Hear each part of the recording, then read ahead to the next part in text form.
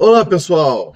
Essa semana, o que aconteceu de mais relevante você encontra aqui. Nós vamos falar da DeepSeek, que é a inteligência artificial feita lá na China, que movimentou o mercado de vários pontos, um positivo e depois um negativo. Também vamos falar do relatório de produção da Petrobras e da Vale. Foram bons números ou não? O que vocês acham? Cada um tem uma visão. E, por fim, a gente não pode deixar de falar, obviamente, do Copom, que teve seu aumento aí da taxa Selic em 1%. Meu nome é Fernando Franklin e aqui descomplicamos o mundo financeiro, trazendo as informações mais relevantes no nosso resumo semanal de notícias.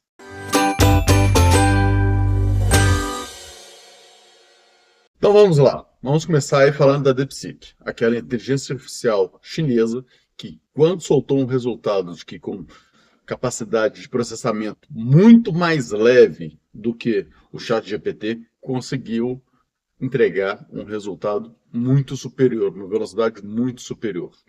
E isso foi algo que movimentou o mercado. As ações de tecnologia entraram em queda, porque o mundo mudava ali naquele momento. Na sequência, a gente viu outros ativos, como, por exemplo, a WEG, aqui do Brasil, que são produtores de equipamentos, que têm um braço forte em desenvolvimento, em tecnologia, disparando, porque isso dá uma possibilidade de crescimento muito maior para elas.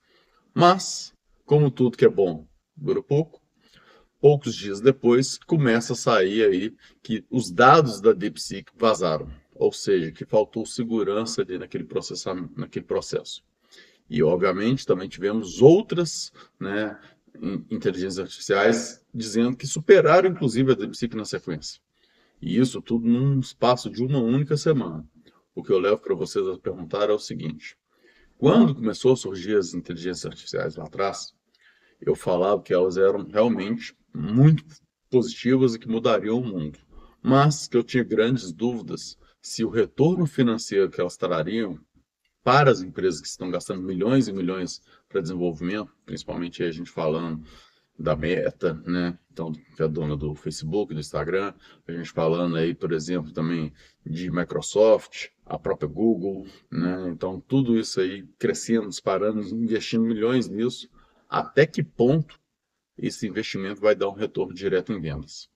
Porque é muito simples para a gente olhar e falar o seguinte: vai mudar e isso aí ajuda bastante, talvez, para outros produtos, né? Então, uma integração, por exemplo, de uma inteligência artificial com o Excel, acho sensacional. A inteligência artificial com o WhatsApp, com o Instagram, com o Facebook, é legal também. Com o Google também, né? Então, tudo isso aí é fundamental e muito importante. E faz com que o produto se torne útil no longo prazo. Mas o investimento, será que ele vai trazer um retorno assim direto? Porque cada dia que passa, novas inteligências artificiais surgem no mercado. A maioria delas surge de uma maneira gratuita, e até as que estão aí, que são desenvolvidas com esses milhões e milhões, têm as versões gratuitas e elas atendem muita gente, né? Então, até que ponto realmente vai ser possível, né, recuperar esses investimentos diretos aí? De uma maneira indireta, talvez pensando na sobrevivência, mas não como uma mudança de receita de maneira que efetivamente transforme aquela empresa em algo gigantesco. E é aí que é meu questionamento em relação a isso.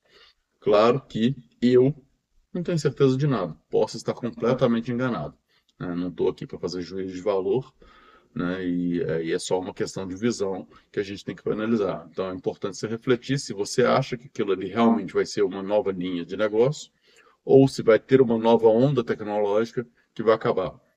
Mais ou menos como eu gosto de falar, quando a gente fala das NFTs que surgiram, foi um boom e sumiram.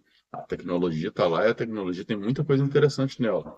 As próprias criptomoedas, eu coloco nessa questão também que todo dia surge uma, todo dia tem uma tendência de um objetivo, um projeto, alguma coisa, mas até agora a gente não viu ela virar absolutamente nada concreto, né? E aí, pessoal, de novo, não é que não dá para ganhar dinheiro com isso. Dá para ganhar e dá para ganhar muito dinheiro com criptomoedas, deu para ganhar com NFT e com inteligência artificial também dá para ganhar. A grande questão é, todo mundo vai ganhar? Como é que vai ser isso? Essas são as perguntas que você tem que se fazer e aí, obviamente, cada um vai ter um direcionamento, uma aposta para fazer aí. E, obviamente, só peço para estudarem. Passando aqui para o Brasil, a gente teve o Copom, né? O Copom, acho que foi a notícia da semana, traz aí um aumento de 1%, conforme já era previsto. O ponto importante nisso fica realmente que a gente teve um aumento conforme tinha sido acordado lá atrás, mantendo o guidance, uma projeção de manter o guidance também para a próxima reunião, que já ficou no guidance anterior, né? Então, ou seja, estamos falando de chegar em 14,25, né? É importante esse passo, então, essa reafirmação, até por uma questão de mostrar que o Copom continua técnico. Existem apostas, né, que vão continuar aí, vão chegar até 15, né, que é a média que está na pesquisa Focus. Existem apostas que vão chegar com um pouco menos, porque depois desse aumento de 14 vai dar para poder diminuir o ritmo. A gente não sabe. O fato é que um ponto que foi positivo na sequência desse Copom foi a fala do presidente Lula dizendo que ali não tinha muito o que fazer, que era isso mesmo, que o Galípolo tinha que se fazer dessa forma, tentando ainda colocar uma culpa no Roberto Campos Neto. Né? A gente sabe que essa culpa não cola e que não vai colar cada vez mais ainda, vai colar menos, né?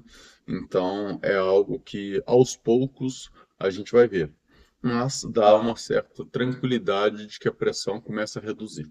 Esperamos assim. Por outro lado, a gente viu o Copom, que não necessariamente foi mais ameno, né? Mais dovish, como o pessoal fala, mas ele foi um Copom que coloca alguns pontos ali que dão uma suavizada na tendência.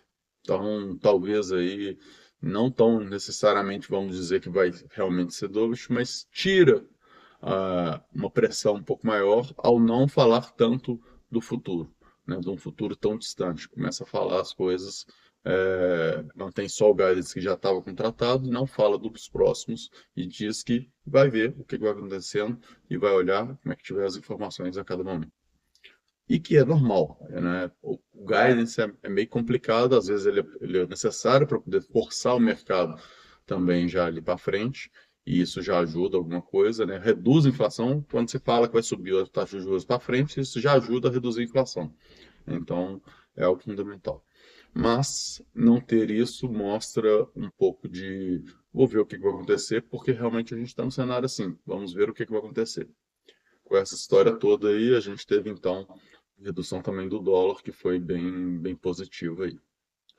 Para a gente completar, a gente passa agora para os relatórios de produção, primeiro da Vale, né, que teve um ano de 2024 muito positivo, né, subiu, bateu o recorde de maior produção desde 2018, pré-Brumadinho, né, então importantíssimo esse número, uma evolução significativa, mas quando a gente olha o quarto trimestre em si, ele não foi tão bom em relação ao quarto trimestre de 2023, não foi tão bom em relação ao terceiro trimestre de 2024, então foi um trimestre que não foi tão bom. O único ponto, talvez, que a gente olhe no trimestre que foi bem positivo foi o aumento do preço médio do minério de ferro. Mas a gente pensa sempre, né, principalmente no caso de produtoras assim dessa forma, a gente tem que olhar muito o ano, porque é cíclico. Tem vários momentos de paradas, obrigatoriedades necessárias para que a produção ande, né? Então, o ciclo ele vai acontecendo. A gente teve umas mudanças meio malucas aí no clima, né? Principalmente aqui, se a gente pega Belo Horizonte, ficou com 180 dias sem chover. Isso aí dá um impacto. Depois vem dezembro, que caiu o mundo inteiro de água, né? Então, como é que você faz uma produção tão rápida com tanta chuva? Não tem jeito, né? Então, e isso varia, tanto aqui quanto em outros lugares. Então, a gente tem umas mudanças climáticas que impedem a produção serem tão redondinhas. Mas o mercado gostou, porque as ações subiram bastante durante a semana, né? Então, é algo que faz sentido. Claro que tem seus momentos de realização, né? Mas subiu depois aí do relatório, então acho que o mercado gostou. Passando para Petrobras, Petrobras informou recorde de produção também, é algo interessante, né, da gente acompanhar. Então, é algo que a gente tem que ficar de olho. A produção da Petrobras é algo fundamental para impacto inflacionário também, né? Porém, por outro lado, solta-se outras informações que vem uma queda, faz inclusive o papel cair, né?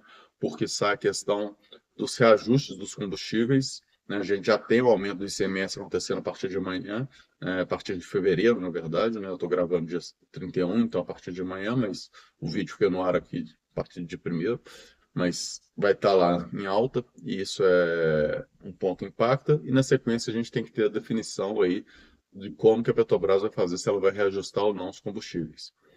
A Magda Chambriard fala que vai aumentar só o diesel, não vai aumentar a gasolina, e aí tem toda uma questão política envolvida nisso, a gente sabe, né? Porque pesa muito mais em termos políticos o aumento da gasolina, talvez não em termos inflacionários assim, o diesel talvez pese mais em termos inflacionários, porém a gente vai ter um aumento aí e isso com certeza vai impactar alguma coisa. Se vai ter depois em outros pontos, a gente vai ter que acompanhar. E quanto que vai ser esse aumento? Por um lado, o aumento é positivo para a empresa, né, porque ajuda a repor aquilo que ela está deixando de ganhar ou até perdendo, né, e a gente tem visto aí números que começam a preocupar em relação à defasagem de preço. Por outro lado, né, a inflação fica mais pressionada, que é o grande ponto que a gente tem acompanhado, ficado com medo de como que a gente vai conseguir reverter isso, já que o fiscal, né, não está querendo ajudar. Eu até gravei um vídeo falando sobre o fiscal e principalmente, né, as tendências, as falas são que a parte de economia de gastos não vai acontecer. Então, o que pode acontecer realmente é um aumento de arrecadação e nesse aumento de arrecadação conseguir ter um equilíbrio de contas.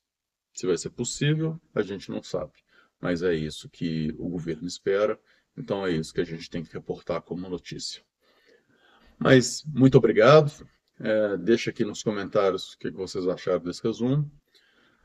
Antes que eu me esqueça, né? Na semana, o Ibovespa está subindo aí 3%, né? Nessa semana, nessa última semana, de janeiro, chegando aí a 126 mil pontos, 126, 135, no ano, 4,86 de alta. Um janeiro positivo para a Bolsa, né? Andou bastante tempo aí de lado, muita gente sem fazer negócios, né? Ainda o volume está baixo, mas um janeiro positivo com a Bolsa subindo aí. E é aquilo que a gente fala, né? A gente tem que comprar quando está lá embaixo. Depois começa a subir, não tem muito jeito. Pode ser, né, que caia na semana que vem, nesse mês que vem, nesse ano termine em queda, a gente não sabe, né? E eu já falo isso sempre, eu não faço projeção, né? Eu consulto as projeções que são feitas, mas eu não faço elas. Gosto de olhar elas para ter uma noção do que o mercado está esperando, mas eu não faço projeção porque a gente sabe que uma, uma coisinha sequer, né? Uma vírgula fora do lugar, às vezes muda o mercado como inteiro e dali para frente vai tudo diferente. Mas é isso, muito obrigado e até a próxima. Tchau, tchau.